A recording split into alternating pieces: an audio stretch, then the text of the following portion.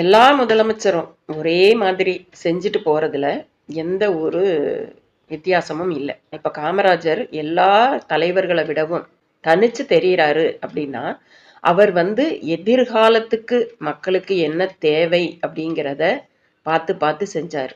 அவர் காலத்துல கட்டின அணைகளுக்கு பிறகு இன்னும் ஒரு அணை கூட கட்டப்படல. ஸ்கூல் திறந்தாரு. மதிய உணவு அப்படிங்கிற ஒரு பெரிய திட்டம். அதெல்லாம் அந்த காலத்துக்கு பொறுத்த மட்டில பிள்ளைங்கள் எப்படியாவது படிக்க அவங்கள ஸ்கூல் பக்கத்துக்கு இழுத்துட்டு வந்துடணும் அப்படிங்கிறதுக்காக தொடங்கப்பட்ட திட்டம் அது. நாம இன்னைக்கு அதுல எத்தனையோ மாற்றங்களை செய்யலாம். இருந்தாலும் அந்த ஆரம்ப காலத்துல அவர் ஊத்துன அந்த கஞ்சியும் கொஞ்சோல துவையலும் நான் கூட குடிச்சிருக்கேன்.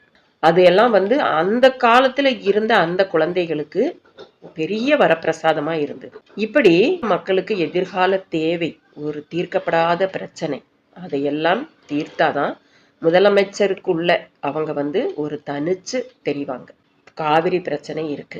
அரசு பள்ளிகள் தரமான பள்ளிகளா ஆக்குறது ஒரு பிரச்சனை இருக்கு. அதெல்லாம் ஏதோ பெரிய இமாலய சாதனை, அதெல்லாம் பண்ணவே முடியாது அப்படிங்கிற மாதிரி இந்த தமிழ்நாடு அரசு ஒதுக்கி வச்சிருக்காங்க. அரசு மருத்துவமனை இதையெல்லாம் ஹை லெவலுக்கு கொண்டு வந்துட்டாலே அவர் வித்தியாசமான முதலமைச்சர் தான். மக்கள் மனசுல என்னென்னைக்கும் நிக்கிற முதலமைச்சர். காவிரி பிரச்சனை தீர்க்க முடியாத ஒரு பிரச்சனையா போயிட்டு இருக்கு. தரமான கல்வி, தரமான மருத்துவம், இதுதான் ஒரு நாட்டுக்கு ரொம்ப ஒரு அடிப்படை தேவை, முக்கியமான தேவையும் கூட. அதெல்லாம் செஞ்சுட்டாலே விஜய் மக்கள் மனசுல ஒரு உயர்ந்த இடத்துல இருப்பாரு. இப்போ அவரை வேண்டாம் வேண்டாம் அவர் நடிக்கிறாரு அப்படின்னு சொல்லிட்டு இருக்கிறவங்க கூட அவர் பக்கமா சாஞ்சிருவாங்க.